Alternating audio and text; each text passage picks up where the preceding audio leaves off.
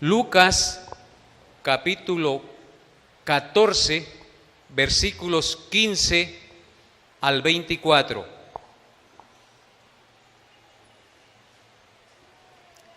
Leemos la palabra de Dios. Dice la palabra de Dios. Verso 15. Oyendo esto, uno de los que estaban sentados con él a la mesa, le dijo: Bienaventurado el que coma pan en el reino de Dios. Entonces Jesús le dijo: Un hombre hizo una gran cena y convidó a muchos. Y a la hora de la cena envió a su siervo a decir a los convidados: Venid, que ya todo está preparado. Y todos a una comenzaron a excusarse. El primero dijo: He comprado una hacienda y necesito ir a verla y te ruego que me excuses. Otro dijo: He comprado 5 yuntas de bueyes y voy a probarlos, te ruego que me excuses. Y otro dijo: Acabo de casarme y por tanto no puedo ir. Vuelto el siervo hizo saber estas cosas a su señor. Entonces, enojado el padre de familia, dijo a su siervo: Ve pronto por las plazas y las calles de la ciudad y trae acá a los pobres, los mancos, los cojos y los ciegos. Y dijo el siervo: Señor, se ha hecho como mandaste y aún hay lugar. Dijo el Señor al siervo: Ve por los caminos y por los vallados y fuérzalos a entrar para que se llene mi casa. Porque os digo que ninguno de aquellos hombres que fueron convidados gustará mi cena. Amén.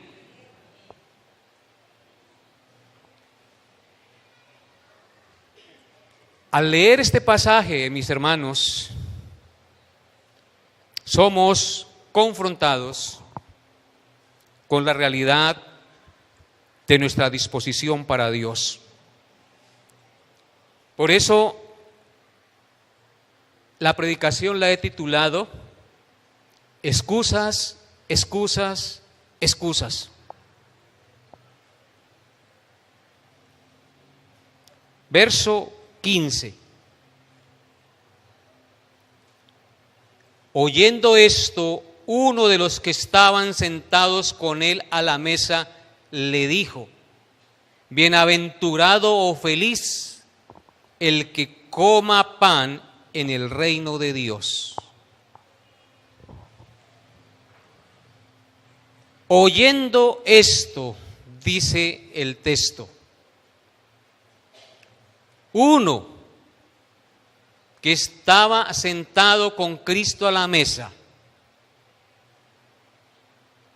Recordemos que estos sucesos están pasando cuando Cristo fue invitado a comer por un principal de los fariseos a su casa. Y estando en esa comida han pasado hartas cosas. El Señor sanó un hidrópico, el Señor dijo una parábola sobre que cuando fueran invitados a la cena, no ocuparan los primeros lugares, sino los últimos, para que fueran convidados por el dueño de la cena a ocupar los primeros lugares, no dándose en ínfulas de importancia. Entonces, esta historia, esta parábola que el Señor va a narrar, sucede en esa cena. Y uno de los que estaban en la mesa le dice: Señor, bienaventurados los que coman pan en el reino de Dios. Pero el texto nos dice: oyendo esto. ¿Oyendo qué? ¿Oyendo qué cosa? El que estaba sentado con él a la mesa. Pues lo que Cristo le había dicho al dueño de la fiesta en los versículos 13 y 14. Miren y verá. ¿Qué fue lo que había escuchado ese que dijo esas palabras? Mas cuando hagas banquete, llama a los pobres, los mancos, los cojos y los ciegos, y serás bienaventurado, porque ellos no te pueden recompensar, pero te será recompensado en la resurrección de los justos. Oyendo esto, eso que acabamos de leer, que cuando uno invita, cuando uno comparte y da a aquellas personas que no le pueden recompensar, eso será pagado en el reino de Dios. Cuando yo leo estas cosas, dice: bienaventurados los que se sientan a la mesa a comer pan en el reino de Dios. Entonces, teniendo en cuenta esto, que el que estaba sentado con él a la mesa le dice, el Señor pronuncia una parábola, y con esta parábola el Señor le va a decir a ese hombre y a los que estaban con él, y también nos va a decir a nosotros, ¿quiénes serán los bienaventurados que comerán pan en la mesa del reino de Dios con el Señor? Entendiendo que comer pan en el reino de Dios significa ser miembro de la familia de Dios, porque es participar de la mesa y del banquete del Señor. Cuando se habla de comer pan en el reino de Dios, significa que venimos a ser parte de la familia de Dios, que nos sentaremos con Él a la mesa a comer pan. Eso nos habla de familia, que somos ahora miembros de la familia de Dios. Entonces, entendiendo que comer pan en el reino de Dios significa ser miembro de la familia de Dios, porque es participar de la mesa y del banquete del Señor, entonces el Señor pronuncia esta parábola. Versos 16 y 17. Entonces Jesús le dijo: un hombre hizo una gran cena y convidó a muchos, y a la hora de la cena envió a su siervo a decir a los convidados: venid, que ya todo está preparado. Estos dos versículos destacan dos palabras importantes. La primera palabra es que este hombre hizo una gran cena.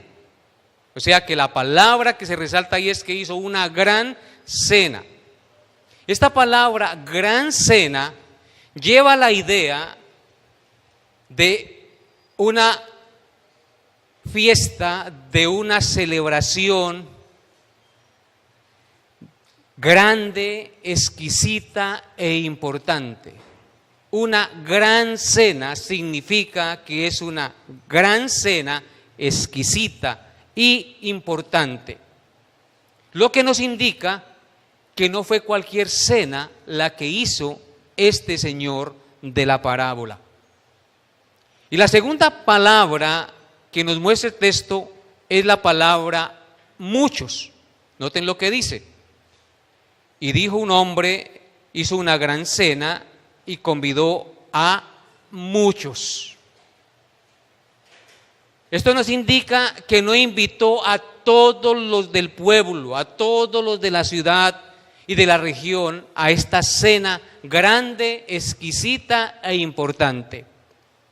Este hombre invitó a muchos, a los que él quiso, pero no invitó a todos. Y lo maravilloso es que los invitó con anticipación para que disfrutaran de su gran cena. Noten lo que dice el texto: un hombre hizo una gran cena y convidó a muchos, es decir, a los que él quiso. Y a la hora de la cena envió a su siervo a decir a los convidados: venid, que ya todo está preparado. Los muchos en este versículo son los que oyen el evangelio del Señor Jesucristo en la iglesia, de boca de un pastor, de boca de un predicador, de boca de un creyente que testifica por radio, por televisión, por internet, leyendo un libro o leyendo un folleto. Los muchos son todos los que escuchan a Cristo y se sienten llamados al escuchar su palabra a arrepentirse y a empezar una nueva vida en santidad y obediencia al Señor. Esos son los muchos a los que se refiere la parábola. Todos aquellos que escuchan el mensaje de Dios, que escuchan el Evangelio de Dios y sienten ese llamado al arrepentimiento y a empezar una vida en santidad y obediencia al Señor. El texto nos dice que una vez estuvo preparada la cena, envió a su siervo por segunda vez para decirles que ya todo estaba preparado. Lo único que tenían que hacer aquellos que habían sido invitados la primera vez era venir a comer y a disfrutar del banquete que el Señor había preparado para ellos. Si el Señor los invitó 2 veces, esto nos habla de que el Señor insiste una y otra vez con su palabra, con sus llamados al arrepentimiento, a cambiar de vida, porque Él no quiere que ninguno perezca, sino que todos procedan al arrepentimiento. Eso nos habla de que Dios quiere que usted venga a Él. Eso nos habla de que el Señor desea que usted se arrepienta de sus pecados y tenga una nueva vida. Él ha provisto, mis hermanos, a todos los que Él llama, a través de la muerte, la sepultura y la resurrección de Cristo, todo lo que el pecador necesita para salvar su alma, creer en Él y perseverar en Él para vida eterna. Cuando el texto nos dice, y a la hora de la cena envió a su siervo a decir a los convidados, venid que ya todo está preparado, quiere decir que Él ha provisto todo, la mesa está lista, servida. ¿Cómo es esa mesa espiritual que el Señor ha provisto? La ha provisto a través de la muerte, la sepultura y la resurrección de Cristo. Ha provisto todo lo que el hombre necesita para que se arrepienta, para que su alma sea salva, para que crea y persevere para vida eterna. Eso es la mesa que el Señor ha provisto. Él quiere que usted no solamente escuche la palabra una vez, sino que la escuche siempre. Él quiere que usted persevere en el conocimiento de Él. Él quiere que usted se alimente de Él y persevere en Él todos los días de su vida. Una vez usted le conoce, una vez usted llega al conocimiento de la verdad. Juan 6, 32 al 35.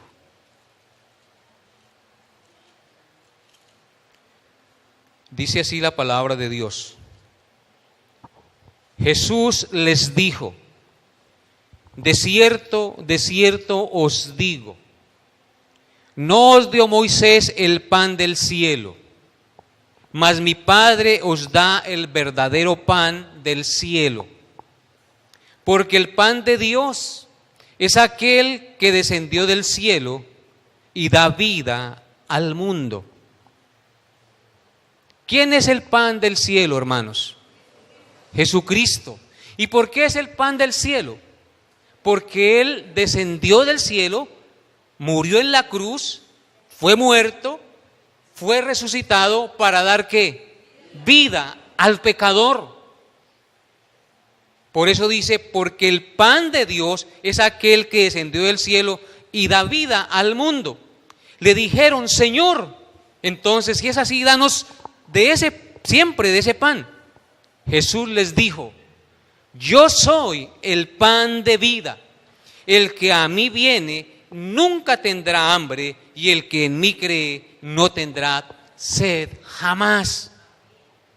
Si notan, que ese es el paralelo con la mesa que el Señor de la parábola preparó para aquellos que Él quiso invitar. El Señor preparó un gran banquete con su Hijo Jesucristo, y ese banquete está dispuesto para que todo aquel que de Él coma no se pierda, sino que tenga vida eterna. El que de Él come nunca tendrá hambre, y el que de Él bebe nunca tendrá sed. Eso es en términos espirituales. Cristo es el único que puede saciar la necesidad más profunda del ser humano: la reconciliación con Dios, el perdón de sus pecados y la paz interior de su ser. Solo Él puede quitar el estrés y las depresiones, hermanos. Solo Cristo. El que de Él come no tendrá hambre, el que de Él bebe no tendrá sed jamás. Experiméntelo. Venga a los pies del Señor. Ahora adelántese, por favor, al mismo Juan capítulo 6, verso 53 al 58. Jesús les dijo: de cierto os digo, es decir, lo que les voy a decir es verdad, es verdad. Si no coméis la carne del Hijo del Hombre y bebéis su sangre, no tenéis vida en vosotros.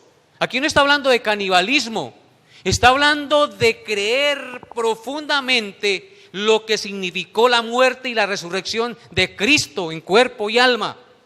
Si no coméis la carne del Hijo del Hombre y bebéis su sangre, no tenéis vida en nosotros. Fue por la sangre de Cristo que hemos sido perdonados. Fue por su cuerpo que fue ofrecido que hemos sido librados de la condenación y de la ira de Dios.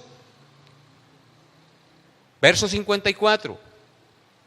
El que come mi carne y bebe mi sangre tiene vida eterna, y yo le resucitaré en el día postrero. ¿Qué tiene el que confía profundamente en lo que Cristo hizo por él en la cruz a través de su muerte y el derramamiento de su sangre? Vida eterna, hermanos. No estamos hablando aquí de cualquier vida, de vida eterna. ¿Habrá mejor banquete que ese? De eso se trata la cena que el Señor ha puesto y a los cuales ha llamado. Versículo 55. Porque mi carne es verdadera comida y mi sangre es verdadera bebida. El que come mi carne y bebe mi sangre en mí permanece y yo en él. ¿Notan esa promesa? Cuando yo creo por la gracia de Dios en lo que Cristo hizo por mí, es decir, cuando asimilo que la sangre de Cristo me lavó y me limpió y que su ofrenda del cuerpo fue la justicia por mis pecados, ¿cuál es el resultado? Él permanece en mí, me hago uno con Él. ¿No les parece maravillosos? Porque su carne es verdadera comida y su sangre es verdadera bebida. Las vitaminas y todo lo que uno tome para preservar la vida en este mundo no sirven, hermanos. Puede que nos den fuerzas por un tiempito, pero tarde o temprano nos vamos ¿a qué? A morir. Pero el que confía en Cristo, el que come la carne de Cristo y bebe su sangre, vivirá para siempre, porque en la resurrección de los muertos obtendrá un cuerpo que nunca más volverá a morir y nunca más volverá a pecar. Esa sí es verdadera comida, esa sí es verdadera bebida, ¿no les parece? Ustedes, entonces, ¿cuál es el elixir de la vida, hermanos? Cristo el Señor. Omnilife. No, es una broma. Cristo el Señor.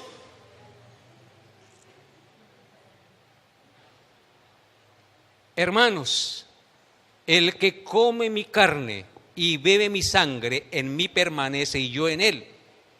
Como me envió el Padre viviente y yo vivo por el Padre, asimismo el que me come, él también vivirá por mí. Aleluya. Este es el pan que descendió del cielo, no como vuestros padres comieron el maná y murieron. El que come de este pan vivirá eternamente. En el desierto los israelitas comieron de un maná que milagrosamente caía del cielo, pero ese maná no les dio la vida eterna. Fue necesario que viniera el otro maná, Cristo el Señor. Amén. Y de eso se trata la cena, que el Señor preparó y mandó invitar a unos y luego les volvió a decir: ya la mesa está servida, todo está listo. Ya Cristo murió, ya Cristo entregó su vida. Vengan, coman. Todo aquel que coma de él vivirá para siempre.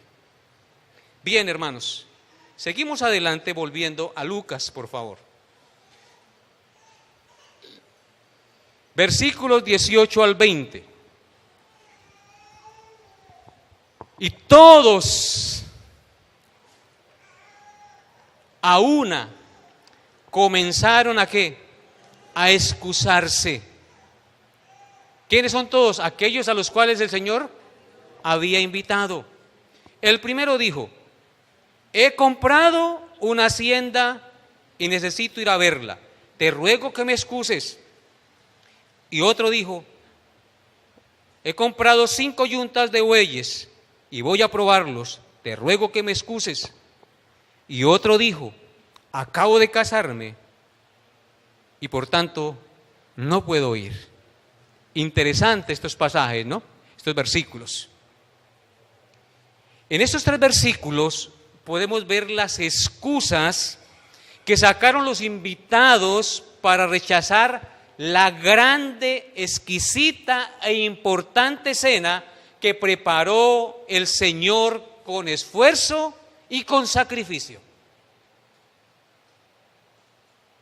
Comenzaron a excusarse. El primero dijo: he comprado una hacienda y necesito ir a verla. Te ruego que me excuses. ¿Qué excusa, hermanos? ¿Quién compra una hacienda sin verla? Y si la compró sin verla, ¿acaso no podía ir cualquier otro día a verla? ¿O no es así? Para este hombre era mucho más importante y necesaria la hacienda que la cita y el alimento del Señor para su alma. Tristemente, ve eso uno en las iglesias. Para muchos es más importante sus negocios, sus cosas, que lo que les da la vida eterna, que lo que honra al Señor. Ponen en primer lugar lo que no deben poner. Este hombre puso en primer lugar su posesión terrenal, su hacienda, y pospuso las cosas de Dios para después. El segundo dijo: he comprado 5 yuntas de bueyes y voy a probarlos. Cuando usted compra un carro, lo compra sin prenderlo, sin probarlo, hermanos. Porque hoy ya no son bueyes, hoy tractores, tractomulas, carros. ¿Quién compra un carro sin probarlo, sin encenderlo, sin catearlo? ¿Acaso no podía probar las yuntas de bueyes después? ¿Cuántos toros entonces había comprado este hombre? 10. Su excusa deja ver, también como el otro, que puso a los bueyes, a los animales, por encima de Dios. Prefirió honrar los bueyes antes que a Dios. Prefirió los bueyes antes que la cena que da vida eterna. Lucas 8:14, ahí en el mismo evangelio donde estamos, escuchen lo que dice esta exhortación. 8:14 dice: la que cayó entre espinos, hablando de la semilla que es comparada con la palabra de Dios, la semilla de la palabra que cayó entre espinos, estos son los que oyen. ¿Oyen qué cosa? La palabra, pero yéndose, son ahogados por los afanes y las riquezas y los placeres de la vida y no llevan fruto. Tristemente es así. Oyen, pero no llevan fruto. Su vida es estéril como la higuera, que ya estudiamos en otra ocasión. Aparenta tener hojas verdes y frondosas, pero cuando van a ver, nada de fruto. ¿Por qué? Porque los afanes del mundo, las riquezas, los placeres de la vida ahogan la palabra que escucharon. Adelántese a Lucas 12:15. Ellos deberían tener en cuenta estas palabras. 12:15 dice: y les dijo, mirad y guardaos de toda avaricia, porque la vida del hombre no consiste en la abundancia de los bienes que posee. ¿Qué estaba pasando con estos hombres de la parábola? ¿En qué estaban creyendo que consistía la vida?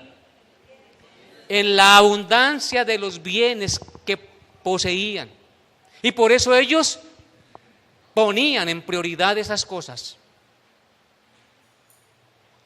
Mateo 16:26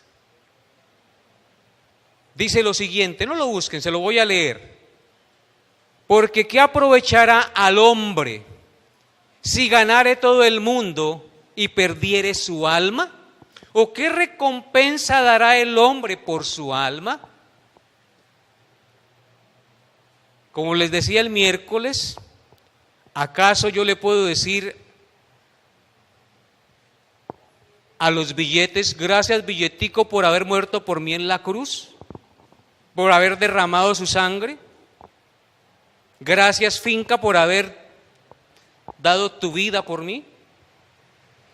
Hermanos, ¿de qué aprovechará el hombre si ganare todo el mundo y pierde su alma? El hombre no puede dar nada por el rescate de su alma. El rescate de nuestra alma valió la vida del Santo Hijo de Dios, y solo ese rescate, esa paga es la que Dios admite, ningún otro vale.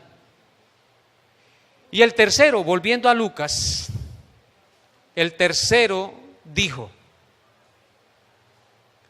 acabo de casarme, por tanto no puedo ir a la cena. Este fue más olímpico, hermanos. Acabo de casarme, no puedo ir a la cena. Hermanos, en la antigüedad, la ley mosaica concedía, escúchenlo bien, 1 año a los hombres israelitas recién casados, en el cual no podían ser ocupados en la guerra ni en trabajos, solo para que estuvieran con su mujer durante todo 1 año, la consintieran y se dieran solo a ella. Imagínense, 1 año les era concedido de luna de miel. Ojalá sacaran esa ley hoy en día, ¿no? 1 año. Eso lo encuentra usted en Deuteronomio capítulo 24, versículo 5. Deuteronomio capítulo 24, verso 5. Escuchen. Cuando alguno fuere recién casado, no saldrá a la guerra, ni en ninguna cosa se le ocupará. Libre estará en su casa por 1 año para agradar a la mujer que tomó. Esa era la ley en la antigüedad. A este hombre recién casado, el Señor le extendió la invitación, no 1, sino 2 veces. ¿Y cuál fue la excusa? Acabo de casarme y por tanto no puedo ir. ¿El hombre tenía tiempo para ir a la gran cena? ¿Sí o no? ¿Ah? Claro que sí. Este hombre tenía 1 año para estar con su mujer y disfrutar de sus mieles del matrimonio, pero no tuvo tiempo para asistir al banquete eterno de Dios. Este hombre puso el sexo matrimonial por encima de la cena del Señor. Pero este hombre podía haber llevado su mujer a la cena, ¿cierto? Por lo tanto, era una excusa. Si era tanto el problema de que no la podía dejar, pues la lleva a la cena, que el Señor también la sienta en la mesa y le da de comer. No había excusa, mis hermanos. Los otros hombres, por lo menos no podían llevar la finca ni la yunta de bueyes a la cena, pero este hombre sí podía cargar con la mujer. Este fue más olímpico en su excusa, hermanos. Estoy recién casado, estoy ocupado ahorita en otras cosas, yo no quiero nada de eso. Primero lo primero, Señor. Esto nos indica, mis hermanos, que hay cosas que aunque son lícitas, que aunque son buenas hacerlas, no podemos ponerlas por excusa para rechazar el banquete de Dios. No podemos ponerlas en primer lugar, quitándole el primer lugar a nuestro Dios. En Éxodo 20, los versículos 1 al 3 nos dicen lo siguiente, hablando de estas cosas. Y habló Dios todas estas palabras diciendo, Éxodo 20, del 1 al 3. Habló Dios todas estas palabras diciendo, yo soy Jehová tu Dios, que te saqué de la tierra de Egipto, de casa de servidumbre. No tendrás dioses ajenos delante de mí. Ese es el mandato de Dios. Los dioses ajenos de los que les hablaba en el autoexamen están metidos y arraigados profundamente en nuestra mente y en nuestro corazón. Y muy fácilmente nos postramos ante ellos y nosotros decimos que tenemos a Dios en primer lugar, pero eso es falso. En Lucas 14, 26 dice,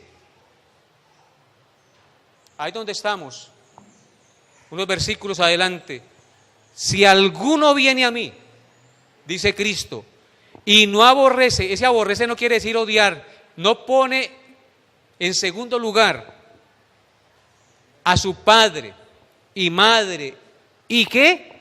Y mujer, e hijos, y hermanos y hermanas, y aún también su propia vida, no puede ser mi discípulo, ni mi propia vida puede estar antes que Dios, porque ¿de quién es mi vida? De Dios, hermanos. Pero estos 3 hombres representan a la humanidad que está ocupada en los muchos quehaceres, que está embaucada, creyendo que la obtención de cosas y sirviéndole a las cosas les dará la vida eterna. Esto es triste, hermanos, es lamentable. El que dejó de asistir a la cena por ir a mirar los bueyes, le rindió culto a los animales antes que a Dios. En conclusión, hermanos, las excusas son una evidencia contundente. Las excusas que ponemos para las cosas de Dios son una evidencia contundente de los ídolos que hay en nuestro corazón, a los cuales servimos y nos rendimos porque ocupan el primer lugar en nuestra vida. Escuchen las palabras del apóstol Pablo.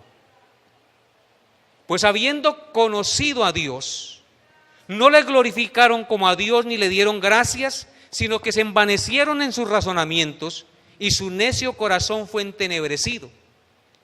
Profesando ser sabios se hicieron necios y cambiaron la gloria del Dios incorruptible en semejanza de imagen de hombre corruptible, de aves, de cuadrúpedos y de reptiles. Eso es lo que pasa cuando nosotros conocemos a Dios y no le damos la gloria ni le damos gracias. Resultamos adorando las cosas materiales, a los animales, a las cosas de este mundo que mueren y perecen. Las excusas, hermanos, son una evidencia de nuestra condición pecaminosa que rechaza muy a menudo estar bajo el señorío de Cristo. Nosotros nos negamos a dejar que Cristo señoree sobre nuestras vidas. Nosotros queremos ser los señores de nuestras vidas y no Cristo. Y por eso ponemos excusas y excusas, aunque sepamos que la verdad de Dios es verdad y que tarde o temprano vendrán consecuencias sobre mi vida por desobedecerlas. Por eso Pablo dijo en Romanos 8:5, porque los que son de la carne piensan en las cosas de la carne, pero los que son del Espíritu en las cosas del Espíritu. Entonces, una persona que pone excusas para las cosas de Dios es de la carne, no es del Espíritu, porque los que son del Espíritu piensan en las cosas del Espíritu, pero los de la carne en las cosas de la carne. Las excusas, mis hermanos, se convierten en el principal obstáculo del desarrollo de nuestra relación y comunión con Dios. Nos apartan del estudio bíblico, nos apartan de las reuniones cristianas, de la comunión con Dios en el día que Él destinó y determinó que nos congregáramos para honrarle, glorificarle y ser edificados espiritualmente. Las excusas nos apartan de esos medios de gracia. Por eso Pablo dijo: por tanto, amados míos, como siempre habéis obedecido, no como en mi presencia solamente, sino mucho más ahora en mi ausencia, ocupaos en vuestra salvación con temor y temblor. ¿Sí o no, hermanos? ¿Qué debemos hacer como verdaderos cristianos? Ocuparnos en nuestra salvación con temor y temblor. Si usted no se ocupa de su salvación con temor y temblor, significa que no tiene el Espíritu Santo. Porque el que tiene el Espíritu Santo piensa en las cosas del Espíritu y procura andar conforme al Espíritu de Dios. ¿O no es así? Pero las excusas nos apartan de eso y hacen que decrezcamos en el conocimiento y en el desarrollo espiritual. Las excusas son una insensatez, por cuanto nos engañamos a nosotros mismos. ¿Sí o no? Cuando usted pone excusas, cree que quedó bien y perfecto. Ya con lo que dije, estoy justificado. Pero ¿qué está haciendo usted? ¿Se está engañando a sí mismo? ¿Está engañando a Dios? No. El que se está perjudicando es él mismo. Por eso Dios nos dice, por boca del apóstol Pablo también, en 2 Corintios 13:5, examinaos a vosotros mismos si estáis en la fe, y probaos a vosotros mismos, ¿o no os conocéis a vosotros mismos que Jesucristo está en vosotros, a menos que estéis reprobados? Una de las virtudes de uno que tiene verdaderamente el Espíritu de Dios es que se autoexamina, reconoce su pecado, pide perdón y corrige su actuar. Hermanos, ojo con las excusas, porque las excusas hacen que nosotros decrezcamos en el desarrollo del conocimiento y el crecimiento espiritual. No podemos poner las excusas como la justificación perfecta, porque Dios conoce todo de nosotros. Es una insensatez poner excusas. Siempre hay una excusa perfecta. Siempre habrán excusas perfectas, pero simplemente son artimañas y trampas del maligno para que nuestra vida no sea transparente ni genuina. Y sencillos hijos de Dios en medio de un mundo perverso y maligno, para que nosotros no alumbremos en medio de ese mundo perverso y maligno. Y lo más delicado, mis hermanos, es que las excusas son una afrenta contra Dios, porque al excusarnos despreciamos su amor, prefiriendo las baratijas de este mundo.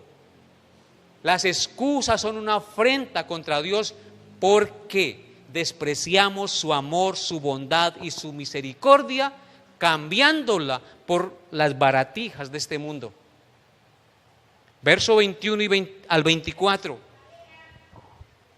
Al oír esto de los que se excusaron, vuelto el siervo hizo saber estas cosas a su señor. Entonces, enojado, el padre de familia dijo a su siervo: ¿qué pasa con Dios cuando presentamos excusas? ¿Qué se produce en Dios? ¿Qué cosa? Enojo. Las excusas producen el enojo de Dios. Y el enojo de Dios se manifiesta en desecharnos y llamar a otros. Vuelto el siervo hizo saber estas cosas a su señor. ¿Cuáles cosas? Las excusas. Entonces, enojado, el padre de familia dijo a su siervo: ve pronto por las plazas y las calles de la ciudad y trae acá a los pobres, los mancos, los cojos y los ciegos. Y dijo el siervo: Señor, se ha hecho como mandaste y aún hay lugar. Dijo el Señor al siervo: ve por los caminos y por los vallados y fuérzalos a entrar para que se llene mi casa. ¿Qué quiere Dios? Que su casa se llene, hermanos, con hombres y mujeres que quieren honrarle y glorificarle, que lo pongan en primer lugar. Porque os digo que ninguno de aquellos hombres que fueron convidados la primera vez gustará mi cena. Los judíos fueron los primeros convidados a gustar la cena del Señor Jesucristo, pero lo desecharon y lo mataron. No quisieron saber de Él y dijeron: que la sangre de este caiga sobre nosotros y sobre nuestros hijos. Y hasta el día de hoy están cosechando el haber desechado a Cristo el Señor.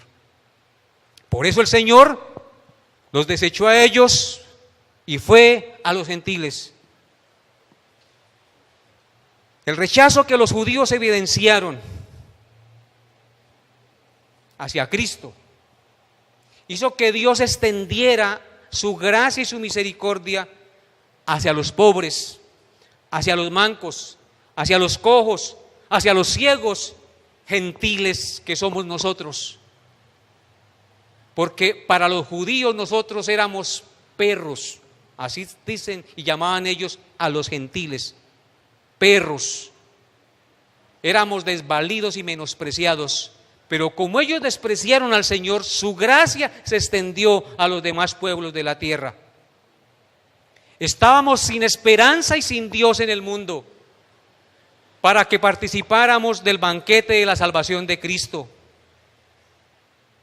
Pero Dios en su misericordia extendió sus lazos de amor y nos llamó al banquete de la salvación en el Señor Jesucristo. Pero también es un mandato la predicación del Evangelio por todo el mundo. Por eso dice: ya hicimos lo que mandaste. Trajimos a los cojos, a los mancos, a los ciegos, y aún hay espacio. Y Él le dice: vaya, salga de la ciudad por los vallados, por los campos, y tráigalos. Y si es necesario, fuérzalos a entrar. Es decir, convéncelos con la palabra, predícales la palabra, enséñales. Muéstrales de una forma, de otra, que es necesario seguir a Cristo, o si no, nuestra alma se pierde. Convéncelos con la verdad de Dios. A eso estamos llamados, hermanos.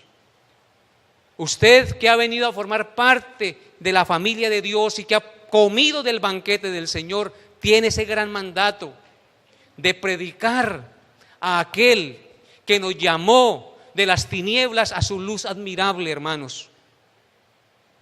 Noten lo que dice Hechos 13, versículos 45 al 48. Pero viendo los judíos la muchedumbre, ¿Quiénes vieron? Los judíos. ¿Qué vieron? La muchedumbre. Se llenaron de celos porque estaban escuchando la predicación de Pablo. Se llenaron de celos. ¿Y qué predicaba Pablo? A Cristo. Se llenaron de celos y rebatían lo que Pablo decía, contradiciendo y blasfemando contra Pablo y contra Cristo. Entonces Pablo y Bernabé, hablando con denuedo, dijeron: a vosotros a la verdad era necesario que se os hablase primero la palabra de Dios, mas puesto que la desecháis y no os juzgáis dignos de la vida eterna, he aquí nos volvemos a los gentiles. Los judíos desecharon a Cristo y entonces ellos se volvieron ¿a dónde? Al pueblo gentil. Porque así nos ha mandado el Señor diciendo: te he puesto para luz de los gentiles, a fin de que seas para salvación hasta lo último de la tierra. Los gentiles, oyendo esto, se regocijaban y glorificaban la palabra del Señor, y creyeron todos los que estaban ¿qué? Ordenados para vida eterna. Amén. Solo los que estén ordenados para vida eterna escucharán la voz del llamado del Señor a la cena y vendrán a participar de la cena del Señor. La gloria sea para nuestro Señor Jesucristo.